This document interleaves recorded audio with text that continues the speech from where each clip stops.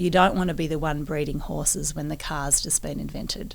And I want to be thinking about how do we create an economy that means that we do actually have prosperity, once my kids grow up and they have kids. It's very easy to be complacent when you've been digging stuff out of the ground and selling it for, decades. And it's hard to imagine that might end. But we need to be, realise that our prosperity is fragile. And if we don't make the most of the renewable energy opportunities, we will miss the boat.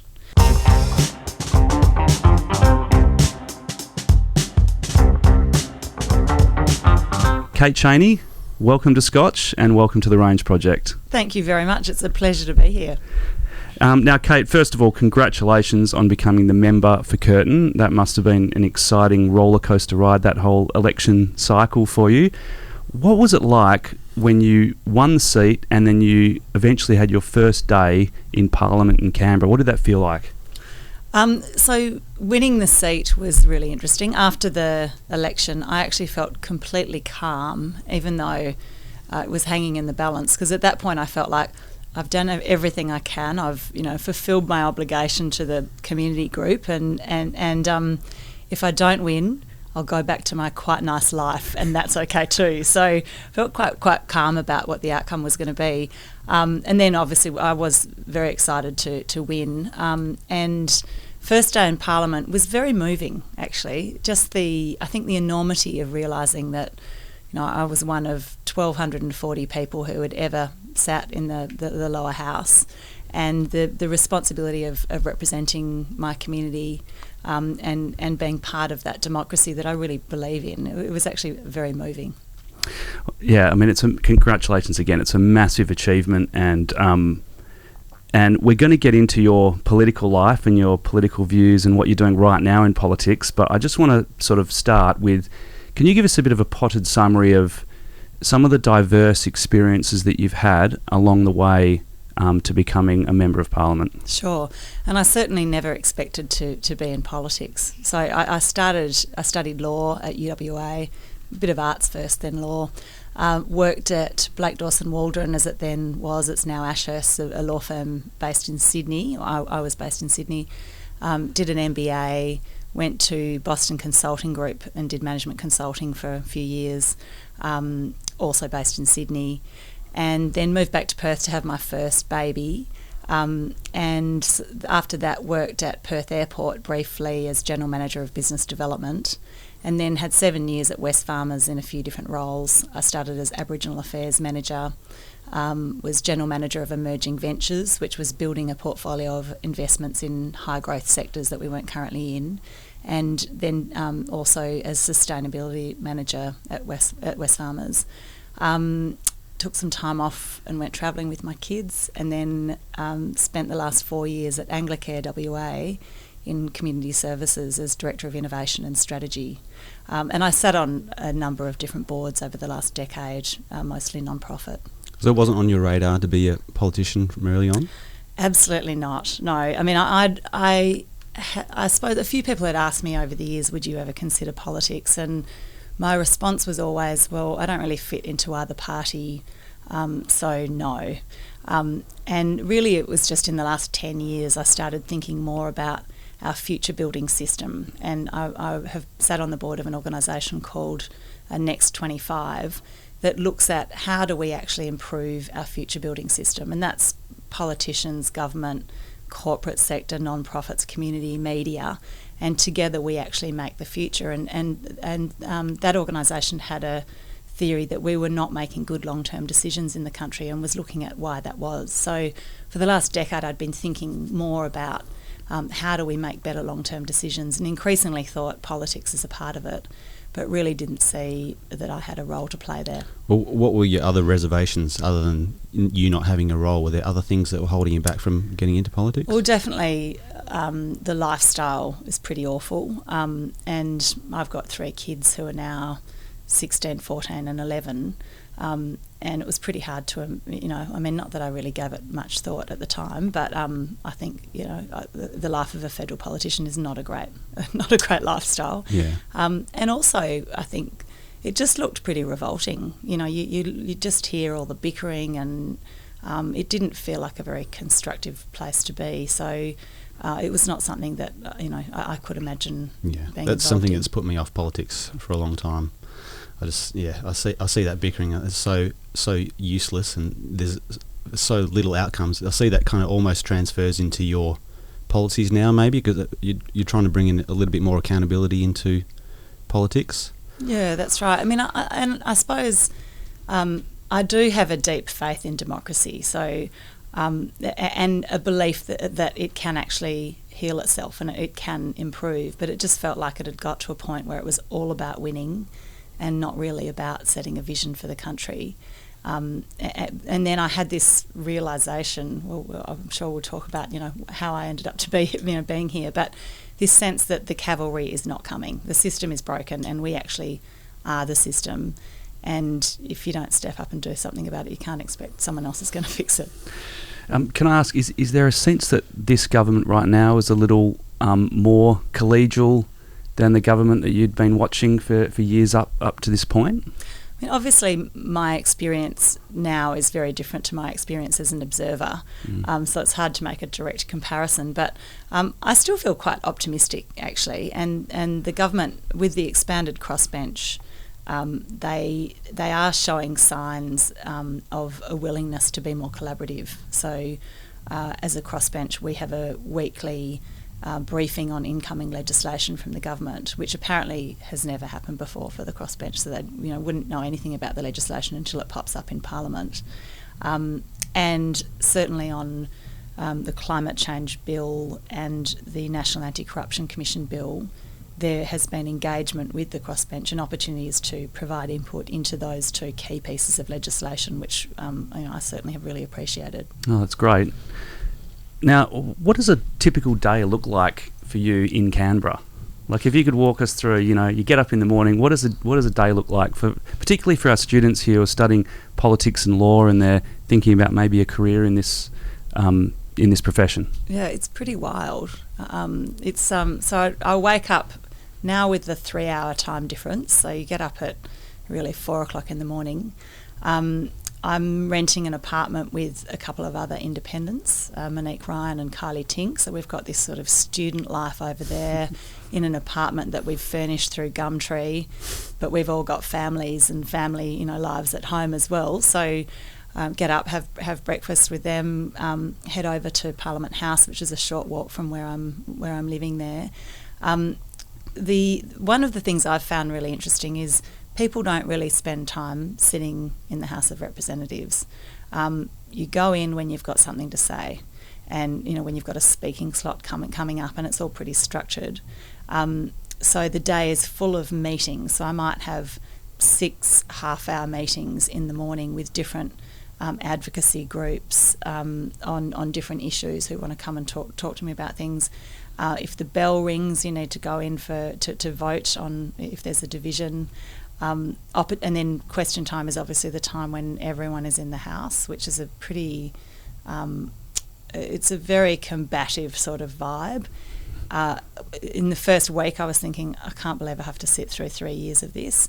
It's amazing how quickly you assimilate and you start to normalise the culture of just slinging match of shouting each other down, but it doesn't feel like a great way to really interrogate legislation.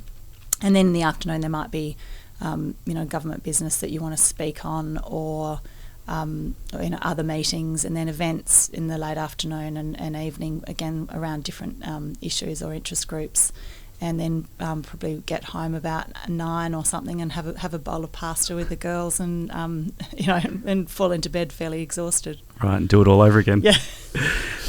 So, I mean, and you've only had a short time now, really, in government. If there was one thing you could change in the way that it operates from what you've seen, the way it functions, what would that be? I probably have 2 answers. One is I think there's the potential to reform question time as a way to actually interrogate policy better. But that would apply more broadly as well to the way Parliament works. And I think it would be much healthier if we actually sat and listened to debate rather than rocking up for the bits when we get to speak and leaving after that. and actually using that parliament as a policy workshop, as a way to improve the legislation that we have and make sure we're taking into account the interests of a wider group of stakeholders. That's a huge cultural shift. I think it used to be a bit more like that, but now it is very much, it's much more about speaking than listening. And Zoe, Daniel and I had a bit of a giggle. We were in there and we actually just went in to have a listen, to soak it up and learn the procedure and hear what people had to say about various issues. And a number of other MPs walked past us and made comments, and Zoe said to me, "Isn't it terrible that if you actually choose to sit in the House of Representatives, you're considered the weird kid?" So I think that actually listening more would be good for democracy. Okay. How do you think about marrying your role on the national stage over there and then your role as the member for Curtin and the needs and the wants of your electorate versus these massive policies and platforms and politics that are going on in Canberra? It's the most fascinating part of the job, actually, because there are these sort of, I think, 4 bits of the job. Here in Curtin, I'm helping individual constituents with their issues, and I've got people in my office who are really focused on that, and being present in Curtin to represent government here. In Canberra, there's learning your way around the processes and the procedures and working out how to have an impact there. But the last bit of the job is this fascinating intersection between how do I actually get the voices and opinions of the people in Curtin to be heard in policy development. And so we're doing a lot of experiments in that area at the moment. And because I was asked to run by a community group, and we built this community from scratch, really. In 4 months we had 900 volunteers, and there was this real groundswell of support and interest in being engaged in our democracy, which I think is a very healthy thing. And part of that trend of community reclaiming politics is having a voice. So, for example, on the National Anti-Corruption Commission bill, last week we held a policy workshop and we had 60 people from all walks of life coming along and participating in a workshop looking at 8 different parts of the legislation. And we had a lawyer standing around the room, 8 lawyers, each with a sort of poster about what that aspect of it was, and people could talk to the lawyer and understand it more and put up what they like and what their concerns were on things like whether we have public hearings and what the powers of the commission are. And we then summarised what we heard from the community in that session and turned it into a submission to the committee that's considering the Anti-Corruption Commission bill. And there was great response to that. And I'm really interested in doing more things like that. So I've got a youth advisory group, which is 2 students from each of the schools in Curtin, and I'll meet with them periodically to get their views on what matters and what they would like me to be, expressing on their behalf in Canberra. So lots of experiments there, but I find that a really exciting part of the job.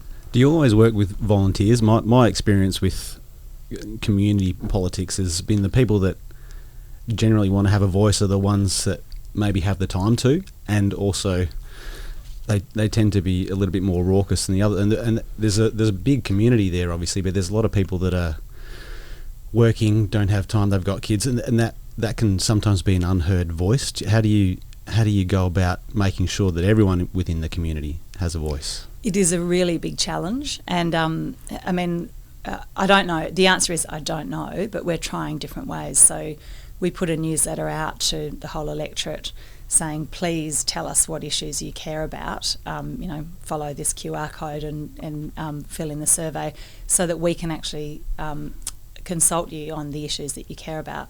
Now, you don't get a great response rate from that, and I'm very conscious that 49% of the electorate didn't prefer me as the representative, and it's very challenging finding ways to actually communicate with people who don't want to engage.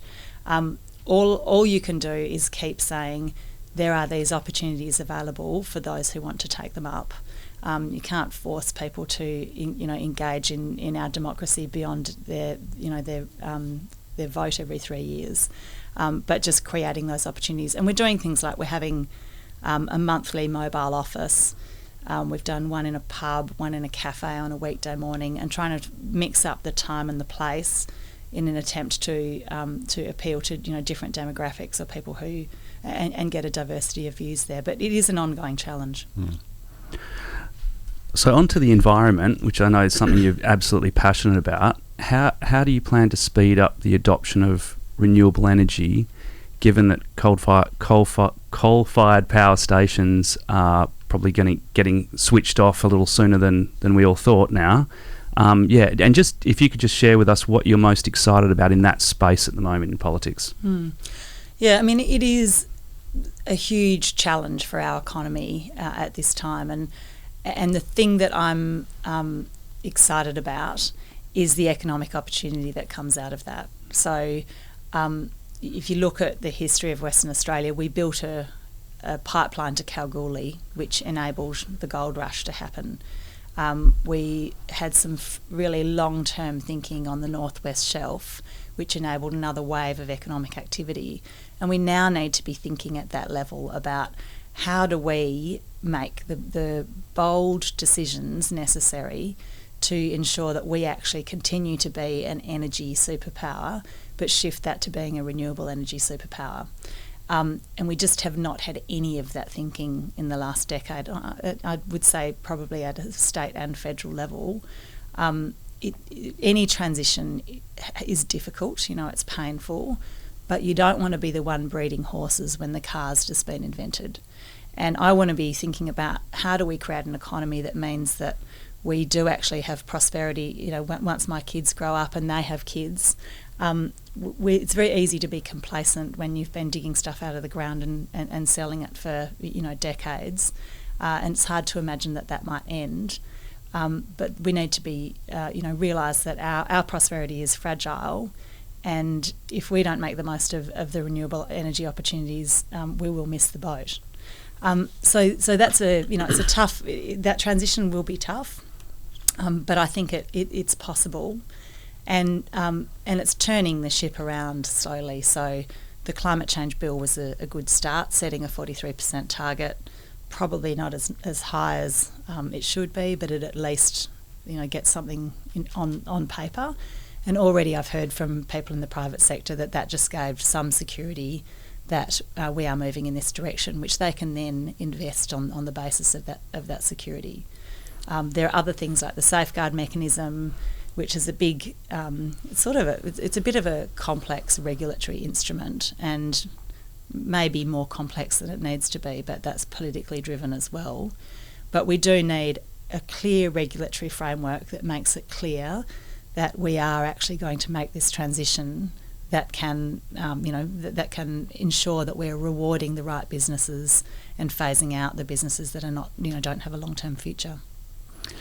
People are potentially a little bit more open to change after COVID, I think, as well, because they realise that things that were a standard can fall away very quickly. So hopefully that makes things a little bit easier to transitions people's mindset. Yeah, that's an interesting point, and I don't think we'll really understand the implications of COVID for quite a long time yet. But I think it did a few things. It did probably make us realise that some things are quite more fragile than we thought that they were. I think it also had a bit of an impact on how we think about community and our need for each other and the sorts of jobs that are actually essential to us. And I think that thinking will probably play out over the next decade as well. I agree. Okay, so now I want to pivot, if you don't mind, Kate, because I know in the interest of time, to some student questions that we've got. My colleague Lorraine Kerrigan, who's teaching politics and law, she's got some awesome questions from our Year 11s and 12 students, and I'm hoping I can throw a few at you Go for now. So the first question is, globally, democracy is in decline. Do you believe the far right is more of a threat to democracy than the far left? Yeah, I think in Australia, and I don't want to be complacent about this, but we have some things in our favour in Australia. Compulsory voting and preferential voting both create a pull towards the middle. So I think they do make it a bit hard for that extremism on either side to take hold. And when I look at the movement that's happening now with more community independents, winning seats across the country, I think that is really evidence of the fact that community can actually play a role and pull things back to the centre in our democracy. And that's probably the most exciting thing about what's happened this year, is that we are not completely at the behest of extreme parties and with no other alternatives. There is definitely a threat to democracy globally, and it is worrying. One of the things that I continually talk about is we need to actually be listening to each other and trying to find some common ground rather than being in our echo chambers, which is not helped by social media, and find ways that we can actually build community together rather than I'm right and you're wrong. It's a threat. In terms of whether the far right is more of a threat than the far left, it probably feels a bit that way now, I think. When I was growing up, there was capitalism and communism, and that was sort of that was where the battle was. We've moved a bit from that, and I think this authoritarian trend that we're seeing across the world, and this sort of desire for a strongman type leader, is, I think that's a threat, and we need to, we're not completely immune from it, but I think we can take some comfort that there are some structural things that hopefully will help us not end up in that situation. I have also heard you speak before on a podcast about that dichotomy between the left and right can be a little bit unhelpful too in trying to bring people together on common issues. Can you talk a little bit more about that? Yeah, well, I actually think that that dichotomy of left and right that we've always associated with our political choices just doesn't apply anymore. So a lot of the big issues that we're facing now don't fit on a spectrum from left to right. Climate change, although it has become this sort of identity issue, it doesn't fit that. Preserving our climate as it is a fairly conservative position, really. And so on climate, a lot of these, our politics has become much more driven by identity rather than alternative views of the future. And I think that the political poles are shifting at the moment, and we don't quite know where they're going.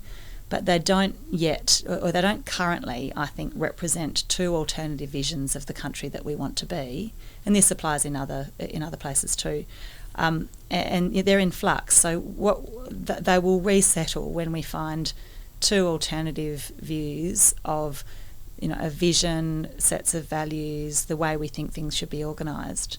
And if you look at what's happening in the UK this week, the Conservatives got into power with, through Brexit. They really appealed to a very different base to their traditional base, and then brought in these massive tax cuts, fairly focused on the high end.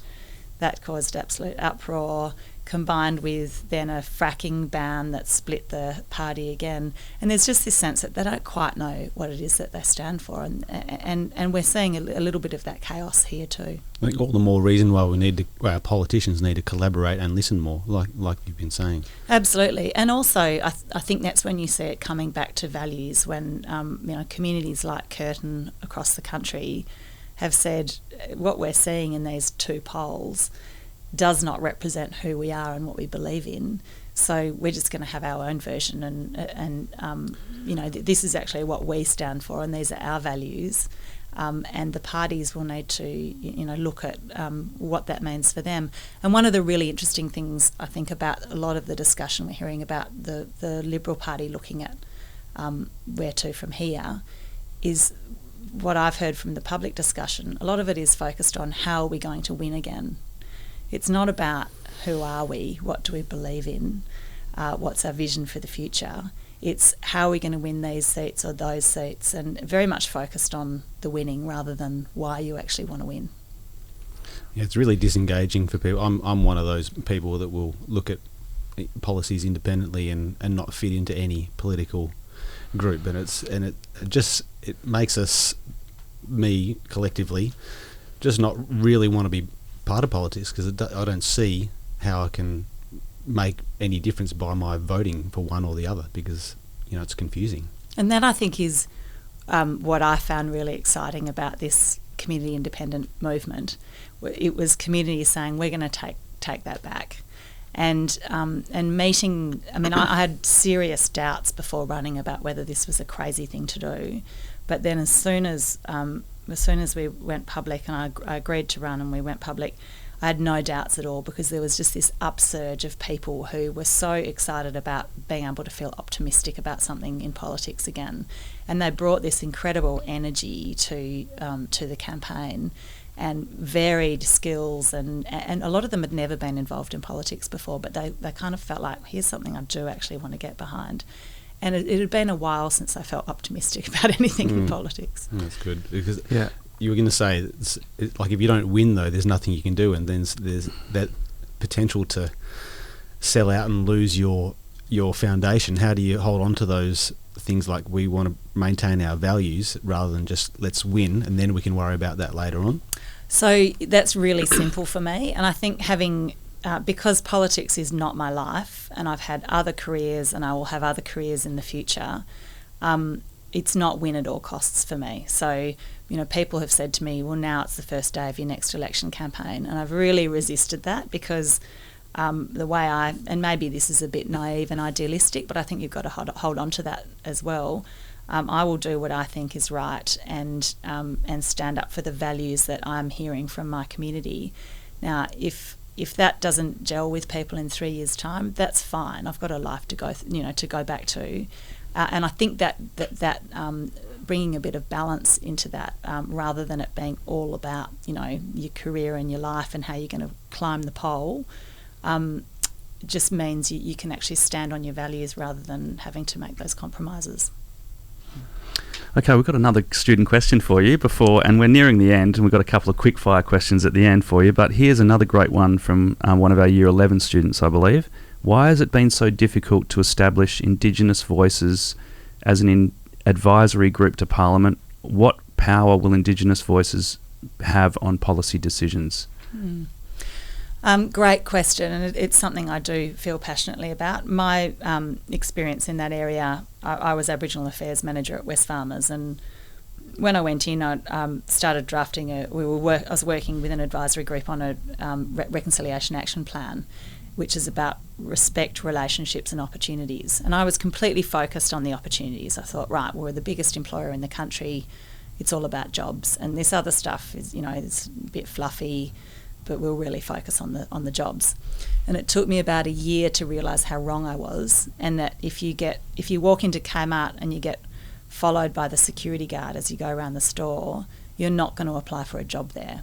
And we've got to get this respect and these relationships right to underpin the very important work that needs to be done to change that intergenerational problem of disadvantage. So that's why I'm passionate about there needing to be a voice. Why has it been so difficult? I think really we have to be realistic that it's not going to be perfect in its first iteration. We're doing new things, and it needs to be able to improve and change over time. And working with Aboriginal and Torres Strait Islander people all over the country, they don't have one voice. They have hugely diverse voices as well. And so that's messy. Like democracy, it's going to be a bit messy.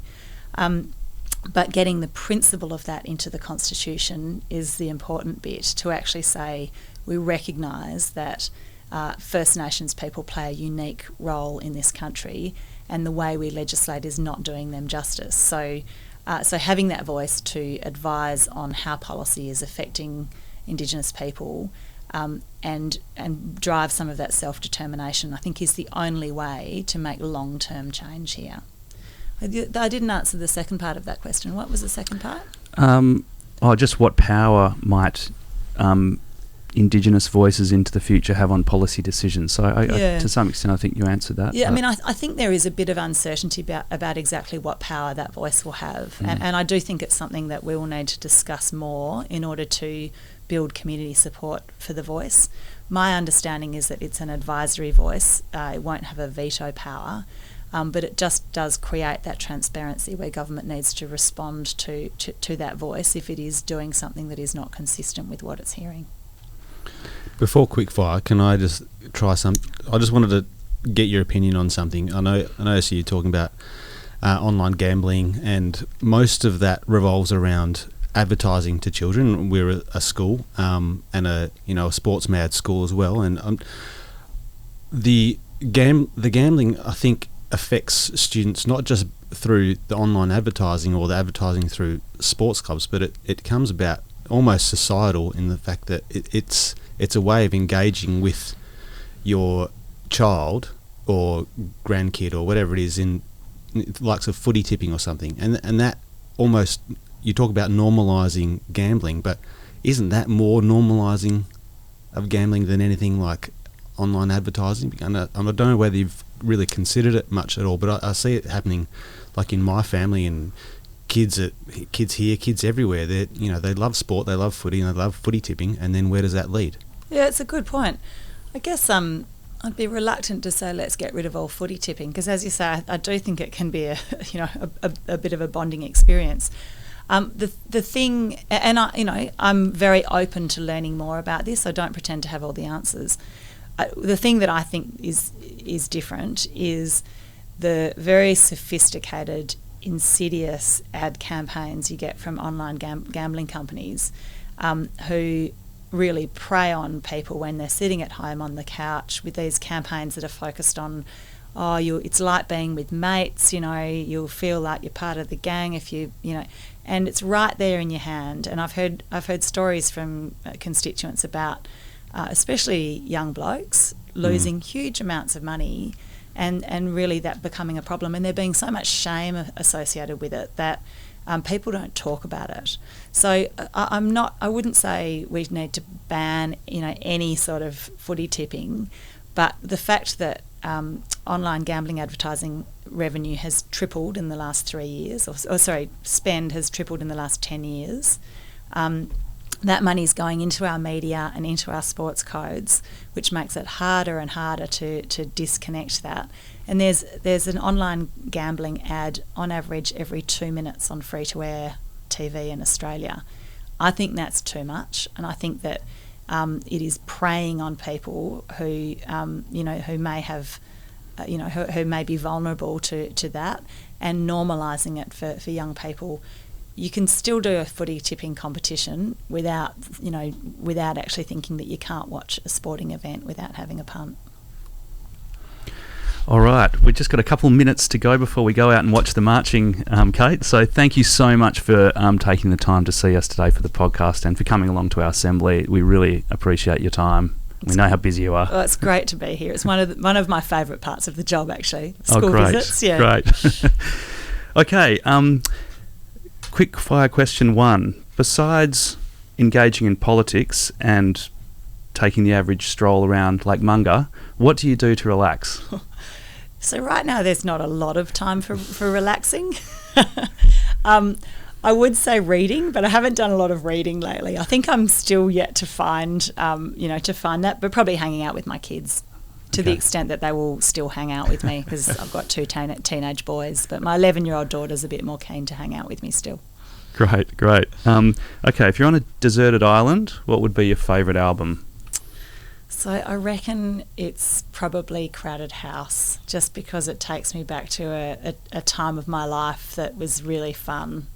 So yeah, it'd be Crowded House. Excellent, great band. And just one last one. What habit have you formed in the last 5 years that has been most beneficial to you? Oh, that's a good one.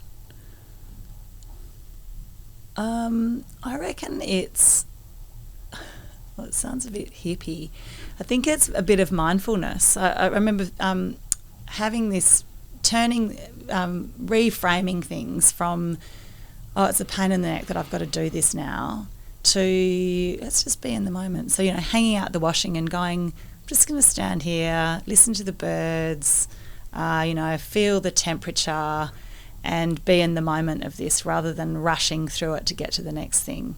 I don't always practice that, but just trying to, I suppose, reframe the things in my life that seem like a hassle and thinking about why I'm lucky to actually get to do those things too. That's a great way to finish. All right, Kate Chaney, thank you very much for being here with us at Scotch College and on the Range Project. We really appreciate you coming and seeing us today. Thanks very much for having me. Thanks, Kate. Thanks.